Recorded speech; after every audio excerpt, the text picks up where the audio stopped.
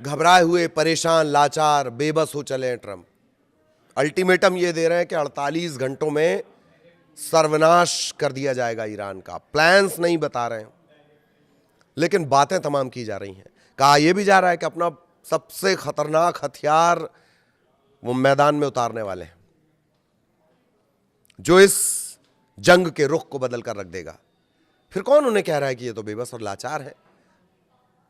कुछ घंटों पहले ही तो उन्होंने अल्टीमेटम दिया है कि अब सिर्फ 48 घंटे बचे हैं होर्मुज स्ट्रेट को लेकर, किसी भी फैसले को लेने को लेकर, और उसके बाद भी उन्हें बता दिया जा रहा बेबस और लाचार।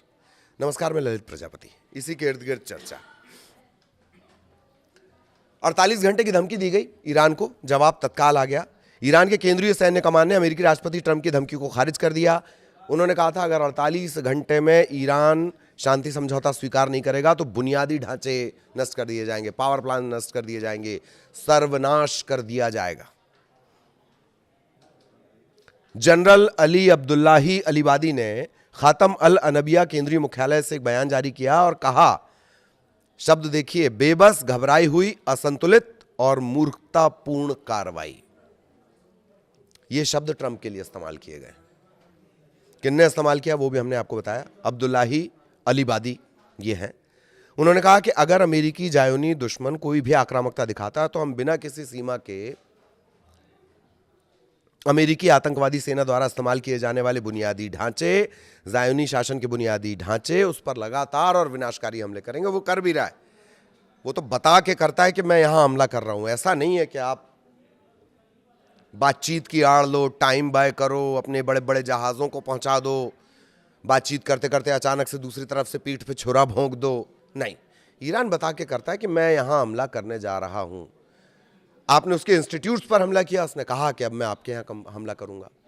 आपने फिर हमले किए, आपने पावर प्लांट पर हमले किए, उसने कहा कि मैं आरओ प्लांट, डिसैलिनेशन प्लांट जो होते हैं साफ पानी वाले, 70 से 90% तक जो पीने का पानी है खाड़ी देशों को, उन्हीं डिसैलिनेशन प्लांट से आता है।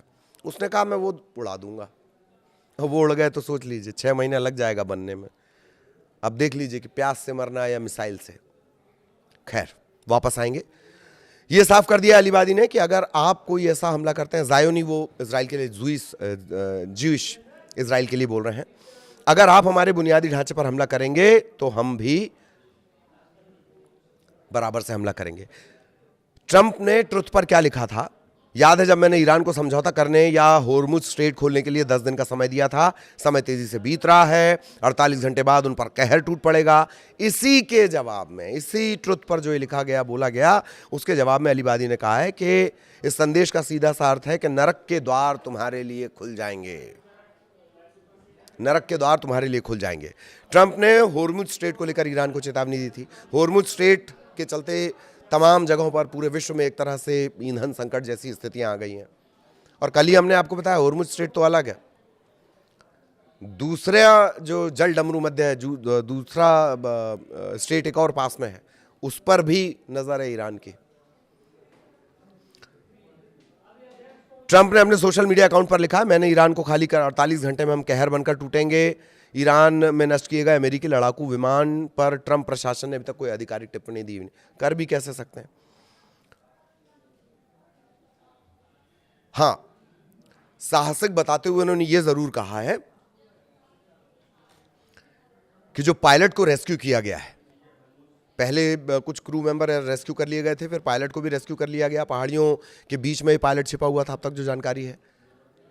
ईरान भी इसकी लगातार खोज कर रहा था। ईरान ने तो बाकायदा 30,000 50,000 डॉलर का इनाम रख दिया था। ईरान ने, मतलब ईरान के जो कारोबारी व्यवसायी, उन्होंने ये इनाम रखा था इस पायलट की जानकारी देने पर। लेकिन फिर भी अमेरिका ने ऑपरेशन चलाया और उस पायलट को बचाया। कहा यह जा रहा है कि इसमें इजराइल का जो इंटेलिजेंस सपोर्ट है वो सबसे स्ट्रांग माना जाता है, चाहे वो मोसाद का हो या टेक्निकल इंटेलिजेंस हो, वो सबसे मजबूत माना जाता है। तो ईरान के जो इंटेलिजेंस सपोर्ट है उसने बहुत बड़ी भूमिका अदा की है। तो इजराइल, माफ़ कीजिएगा अगर मैंने इराक बोला हो, इजराइल का जो इंटेलिजेंस सिस्टम है और जो मुसाद है उसकी जो इन्फॉर्मेशन है वो सबसे ज़्यादा सॉलिड मानी जाती है। उसने पूरी पूरी मदद की है, तब कहीं जाकर बिना ईरान को खबर हुए उस पायलट को बचाया गया है। दावा जो किया जा रहा है, पहाड़ियों के बीच में पायलट छुपा हुआ था, बहुत एक नेचुरल कवच है ये पहाड़ियां। इन पहाड़ियों के चलते ईरान पर हमला तो नहीं हो सकता, लेकिन ईरान इन पहाड़ियों पर चढ़कर खाड़ी के किसी भी देश में धड़ाम धड़ाम कर सकता है। ये कुदरती कवच है ईरान के पास। इसी वजह से कहा जाता है कि जो सेना है उसको अंदर जाने के लिए बहुत सोच समझकर फैसले लेने पड़ते हैं। इसीलिए अमेरिका में अंदर खाने ऑल इज नॉट वेल, अलग अलग राय हो गई है, असहमति हो रही है, नाराजगी है, असंतुष्टि है। डिफेंस के सबसे बड़े अधिकारी को हटाने की नौबत आई है ट्रंप के सामने। यही तमाम बातें हैं कि आप अगर ईरान की जमीन पर अंदर जाएंगे तो वो नरक हो जाएगा सैनिकों के लिए, कहा जा रहा है। तो अब एक पायलट को बचा लिया है ट्रंप ने। अब वो हो सकता है कि अमेरिका के सामने झुनझुना दिखाएं कि देखो भाई, हमने इस पायलट को बचा लिया, बहुत बड़ा तीर हमने मार लिया है। हो सकता है कि अमेरिका इस तरह से प्रेजेंट करे, लेकिन ताबड़तोड़ जवाब ईरान की तरफ से लगातार दिया जा रहा है, इसमें कहीं कोई डाउट नहीं है। ये बड़े अपडेट्स भी हमने आपको बता दिए। ईरान ने कह दिया कि ठीक है, नर्क में आपका स्वागत है, आइए।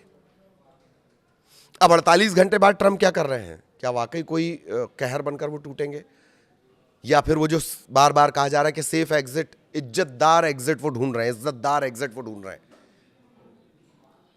कि इज्जत भी बची रहे और ईरान से वापस भी हो जाएं। तो अब सभी की निगाहें इस बात पर रहेंगी कि 48 घंटे के भीतर ऐसा क्या कुछ होता है जो ये साफ करे कि ट्रंप अपनी बातों पर टिके रहे, नहीं टिके रहे। ईरान ने साफ कर दिया कि अगर उधर से हमला होगा तो इधर से जवाब दिया जाएगा। आगे भी मिडिल ईस्ट से जुड़े अपडेट आप तक पहुंचाएंगे। नमस्कार।